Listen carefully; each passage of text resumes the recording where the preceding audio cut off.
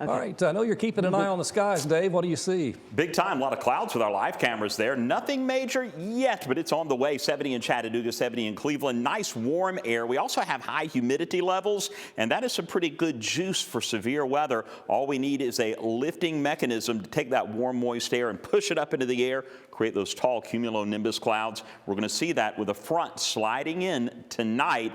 We also have some pretty unstable air, so that's going to lend itself to severe storms moving in. So those strong storms are going to be sliding through between 10 p.m. and 2 a.m. Eastern time. After that, a warm, dry Saturday, and then the second feature of our weather is going to be ridiculously cold air moving in Sunday through Tuesday. Well, here are the storms. You can see some pretty good ones. A nice one north of Cookeville. We also have our severe thunderstorm warning. This storm has just been pumping out hail to beat the band as it's been moving westward. I think a storm like that is certainly possible in and around the Tennessee Valley as we move through the night tonight. So those are the kinds of things that we'll have to look out for. Meanwhile, tornado watch is already in effect. It's in effect Ray County until 11 p.m. Eastern, just to the west of Ray County. All of our Sequatchie County, Cumberland Plateau counties in effect until 10 o'clock Central Time. That extends down into Jackson County. Well, the big question is, okay, if I'm east of the tornado watch, do I have to worry about tornadoes?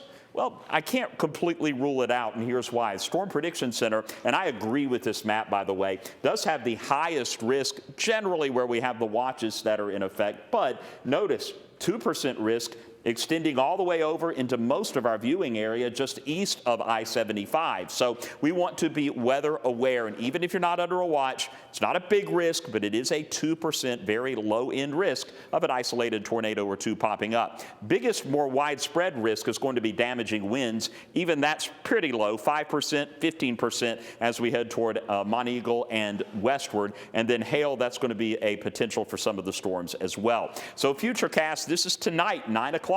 And you can see those storms beginning to approach. This is 10 o'clock. Start to see them moving through the Cumberland Plateau, Sequatchie Valley. 11 o'clock, we'll start to see them moving over that and then through the Tennessee Valley. And then that's midnight. Now we take you on to 1 a.m. and notice moving up toward the Blue Ridge, still hanging around in North Georgia. 2 a.m. we start to see everything pushing southward. 3 a.m. we're pretty much home free. Now that front is not going to cool us down. As a matter of fact, your Saturday is going to be pretty warm. So let's take a look at the severe potential. I want to show you this just to show you we have lightning, hail, and shear. The yellow is the lightning, the pink is the hail, and the gray is the shear.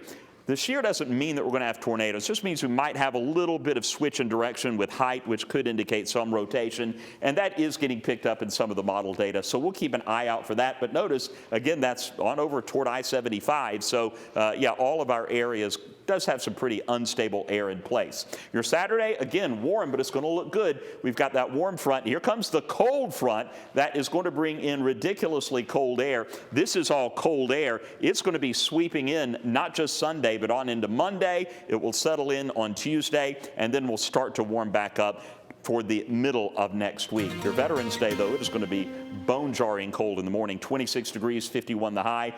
Cold on Monday, 30 in the morning, 42 in the afternoon. And Storm Alert Weather Day will not be in effect for Saturday. That will end after about 2 a.m.